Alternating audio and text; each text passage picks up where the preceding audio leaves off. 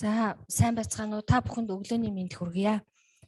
За эдийн засгийн статистикийн газрын үнийн статистикийн хэлцээс та бүхэнд инфляцийг тооцох арга зүйн талаар танилцуулга хийхээр бэлтгэсэн байгаа.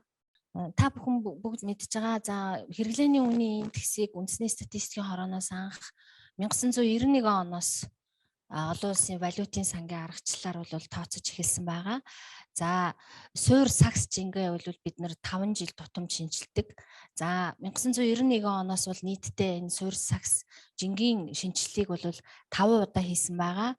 За 1991, 95, 2000, 2005, 2010, 2015 гэдэг ингээд 5 жилийн давтамжтайгаар хийж байгаа. За тухайлбал 2008 онд бол 2005 он суурьтай шинжилгээ хийсэн. 2013 онд бол 2010 он суурилуугаа шилжсэн. За 2017 онд бол 2015 онд суурилуу шилжсэн байгаа. За энэ жилийн хувьд дараагийн 5 жилийн давтамж нь бол энэ жил таарч байгаа. Энэ жил бид нэр суур саксныхаа шинжилгээг хийхээр төлөвлөж ажиллаж байгаа.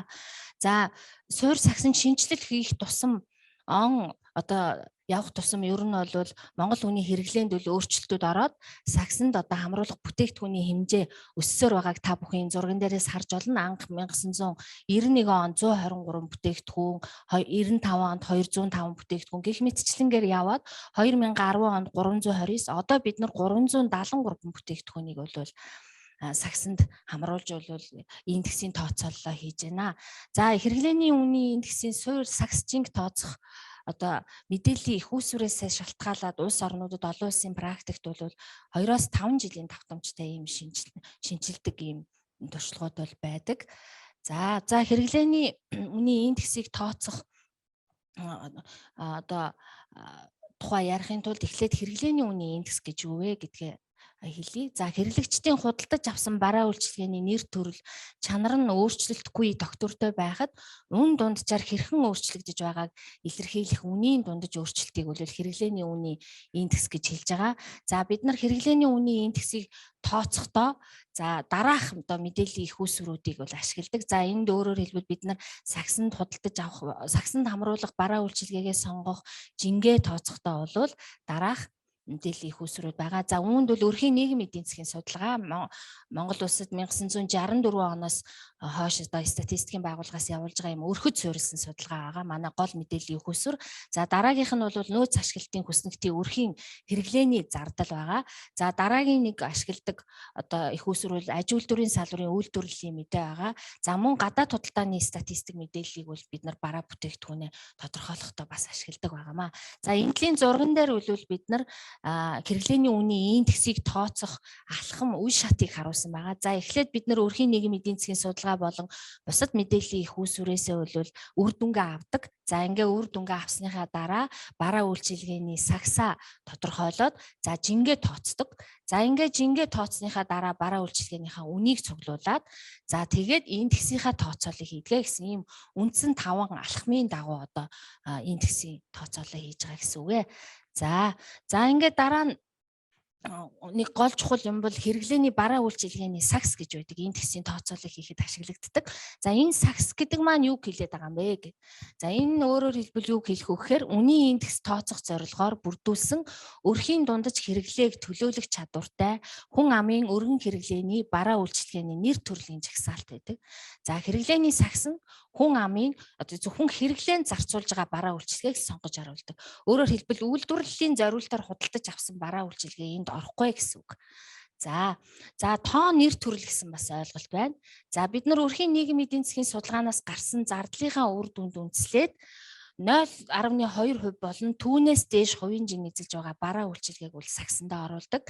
За нөгөө зах зээл дээр зарагдж байгаа бараа үйлчилгээ чинь тоо томшгүй олон байгаа шүү дээ. Тэгээ үнийхээ индексийг тооцохын тулд өрхийн хэрэглээндээ гололт зарцуулж байгаа бараа үйлчилгээний үнийг судалж индексээ тооцдог гэсэн үг нөгөө талаараа. За хэрэглээний саксыг болохоор бид нар хот болон хөдөөгийн хэрэглэгчдийн хувьд бол ялгаатай авч үздэг. За Монгол улсын хэрэглээний саксыг бид нар хувийн хэрэглээний зориулттай бараа үйлчилгээний ангиллалын дагуу бол 12 бүлгээр тооцдог. За манай одоо сагсанд бол одоогоор 373 бараа үйлчилгээ бүрддэг. За Улаанбаатар хотын хувьд бол нийтдээ 344 нэр төрлийн бараа үйлчилгээ. За аймагт бол 238 нэр төрлийн бараа үйлчилгээ хамрагддаг. За мөн бид нар сумдаас үнийн мэдээлэл цуглуулдаг. Ингээд сумдад бол 144 нэр төрлийн бараа үйлчилгээг мөн хамруулад нийтдээ улсын дүнгээр 373 бараа үйлчилгээг үнийхээ одоо сагсанд оруулдаг гэсэн үг. За хэрэглээний сагсны одоо оруулсан нийт одоо тэр 373 бараа үйлчилгээний 45.5%-ийг бол импортын бүтээгдэхүүн эзэлдэг байгаамаа. За одоо ингээд сагсаа ярьсныхаа дараа хэрэглээний сагсныхаа бүрэлдэхүүн жингийнхаа талаар ярих хэрэгтэй. Жин гэж юу юм бэ гэд. За хэрэглээний бараа үйлчилгээний жин гэдэг маань өрхийн худалдаж авсан бараа үйлчлүүлсэн үйлчилгээнийхаа нийт зардалд тухайн бараа үйлчилгээний зардлын эзлэх хувийг бол бид нар жин гэж хэлээд байгаа. За жингийн жишээг бол бид нар энэ зурган дээр харуулсан байна. За жин нь бараа үйлчилгээний үнийн өөрчлөлт нь хэрэглэгчийн зарцуулсан зардлын дүнд хэрхэн нөлөөлөхийг одоо нөгөө талаараа бас илэрхийлдэг гэсэн үг. За жишээлбэл үхрийн мах, гурил, цагаан будаа, ногоо, ус ундаа, хувцас, эм тариа гэд нийт ингээд 7 бүтээгдэхүүнээр төлөөлүүлж авч үзээд үүнийг одоо эдгээрийг авахд бид нар сая төгрөг зарцуулсан гэж үзэх юм бол за үхрийн махан дээр жишээлбэл 269 мянган төгрөг зарцуулжээ сая төгрөгийнхөө. За тэгэхээр 269-оо саятаа хуваагаад за жин нь 26.9. Өөрөөр хэлбэл сая төгрөгийн 26.9%-ийг бид нар махан зарцуулсан байна. За гурил 15%-ийн бол буюу 150 мянган төгрөгийг гурил нь зарцуулсан байна гэх мэтчлэнгээр ингээд хувиа гаргадаг. Энэ нь одоо нийт дүн буюу жин буюу 100-аа барьна гэсэн үг. За ингээд жингээ тооцдог байна. Энд бас харуулсан байгаа. За одоогоор би түрүү хэлсэн бидний нөгөө нэг хэрэглээний үнийн индекс буюу инфляцийн түвшинг тооцоход гол одоо барьдаг мөн олон улсын түвшинч бусад улс орнуудад баригдана одоо чиглэл болгодог. За нөгөө энэ яагаад энэ гол нэг ангилал байдаг. Тэр ангилал нь болохоор хувийн хэрэглээний зориулттай бараа үйлчилгээний ангилал гэж байдаг. Энэ ангилал нь нөгөө харьцуулагдах байдлаа хангах үүднээс бол ийм ангиллалыг бид нар ашигладаг байгаа. За 12 бол их хуваадаг.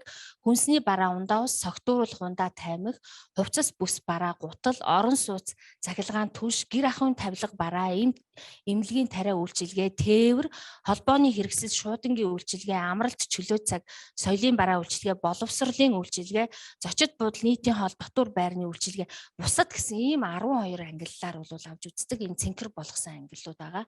За одоогоор бол манай хэрэглээний сагсны 26.1%-ийг бол хүнсний бараа эзэлж байгаа. Өөрөөр хэлбэл монголчууд нийт зарлагынхаа 26.1%-ийг одоо хүнсний бараандаа зарцуулж байна гэсэн үг. За үүн дотроо махан бүтээгдэхүүн хамгийн өндөр жин гэж хэлдэг 8.4%-ийг бол эзэлж байгаа. За үүний дараагаар бол хувцас бүс бараа бол 16.6%-ийг эзэлж байгаа. Мөн өндөр жин эзэлж байгаа. За дараа нь бол тээврийн бүлэг бол 14.4%-ийг эзэлдэг. За үүний дотор бензин шатхуун бол 5.7%-ийг бол эзэлдэг байгаамаа.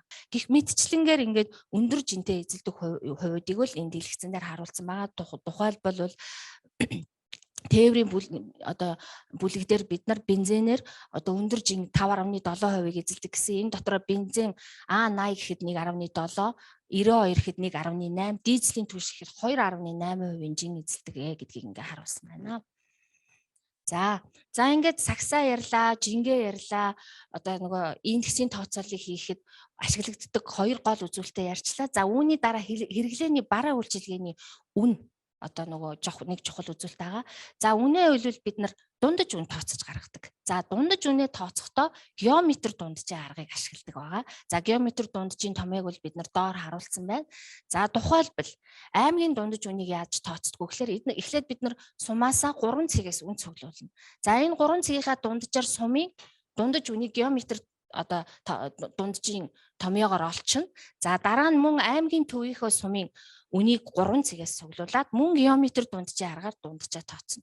За тэгээд сумын үн, аймгийн үн хоёрынхаа дунджийг одоо геометр дунджийн томьёонд оруулаад дахиад аймгийн дундаж үнийг тооцож гаргах гэх замаар одоо бид нар дундаж үнэ тооцоолдог байна. За ингээд үнэ гаргаад авчлаа. За ингээд сагсаа тодорхойлоо, жингээ тооцоод, үнээ цуглуулад энийхээ дараа бид нар энэ тэгсээ тооцдог. За энэ тэгсээ тооцохдоо бид нар Ласперсийн хувиргасан энэ тэгсийн томьёо гэдэг ингээд томьёолыг ашигладаг. За энэ одоо миний ярьж байгаа энэ арга зүй бол бусад улс орны хэмжээнд бол бүгд мөрдөгддөг одоо ийм аргачлал байгаа. За ингээд бид нар Ласперсийн хувиргасан энэ тэгсийн томьёогоо ашиглаад энэ тэгсээ тооцож гаргадаг гэсэн үг. За энэ дээр одоо нөгөө томьёо харуулсан байгаагаа бид нар жишээгээр тайлбарласан байгаа. За үүний энэ тэгсээ тооцогцоо бид нар нөгөө бараагаа тодорхойлсон шүү. Тэгэхээр нэр төрлөө өхрийн мах гэдэг 7 нэр төрлөөр тодорхойлсон, жингээ бүх бараан дээр тодорхойлсон. За 21 оны 4 сарын үн байна. 21 оны 5 сарын үнийг хамгийн сүүлд одоо цуглуулсан. За 21 оны 4 сараас 21 оны 5 сард үнэд сарын хэмжээнд ямар өөрчлөлт гарч вэ гэдгээ бид нар одоо энэ тэгсээр тооцоолох гэж байна. За үнийхээ өөрчлөлтийг эхлээд гаргана. 5 сарынхаа үнийг 4 сарынхаа үнд харьцуулаад үнийхээ одоо өөрчлөлтийг гаргана. Тухайлбал өхрийн мах 2021 оны 4 сард 14,000 байсан бол 21 оны 5 сард 14,500 болсон байна. За үнийн өөрчлөлт 103.6 гарсан байна. За энийгээ Ласперсийн томьёон дотроо оруулна. 103.6-гаа үнийхээ нөгөө жингээрээ үржүүлээд за ингээд 7 бүтээгдэхүүн дээрээ тус бүрийнх нь үнийн өөрчлөлтийг жингээрээ үржүүлээд энэ нийлбэрээ нийт жиндээ хуваадаг гэсэн.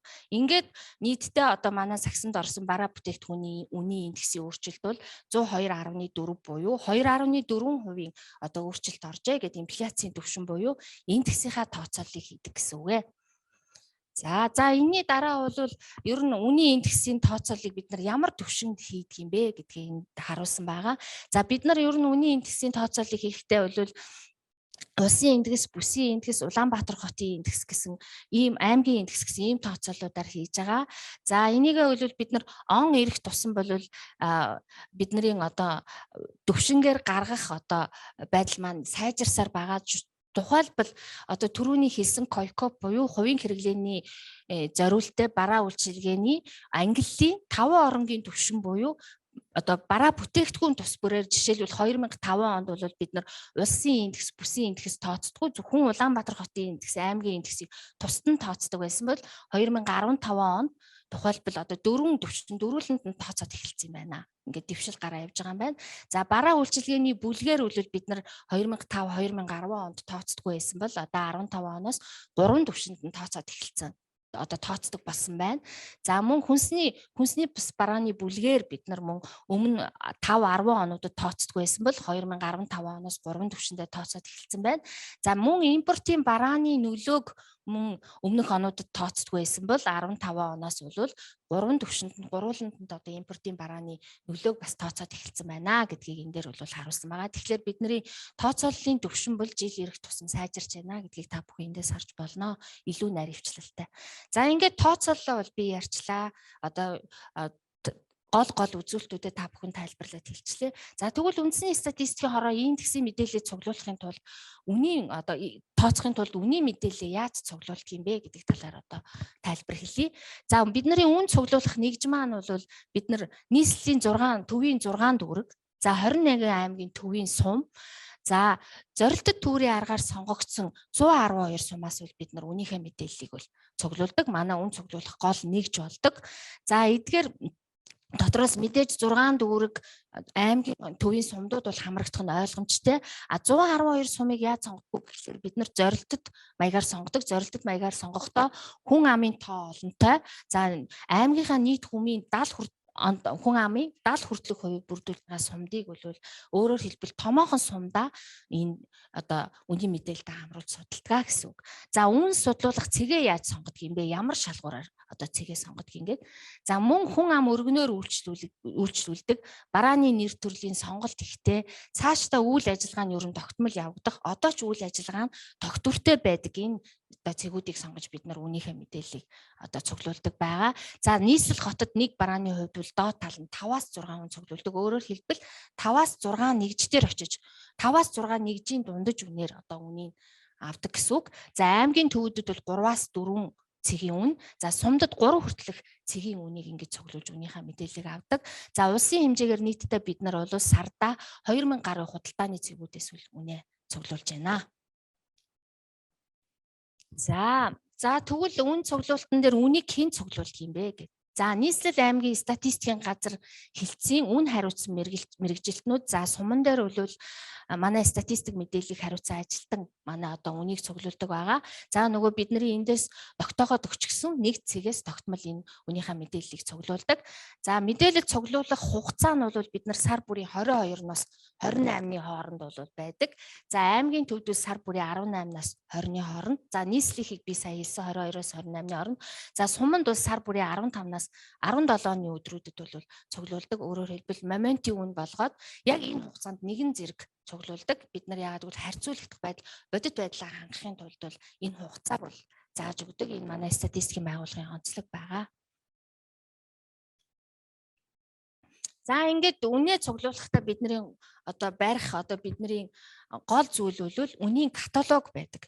За олон мянган бараа үйлчилгээ байгаа. За тэр дундаас бид нар 373 бараа буюу хүний хэрэглээнд голжийн эзэлдэг одоо бараагаа сонгоод авцсны дараа дурын нэг талхыг очиж сонгоод ингээ авбал дараа нь харьцуулагдах байдал маань алдагдана. Тийм ээ. Бодит байдал маань алдагдана. Тийм учраас бид нар бараа үйлчилгээний каталогийг бэлддэг.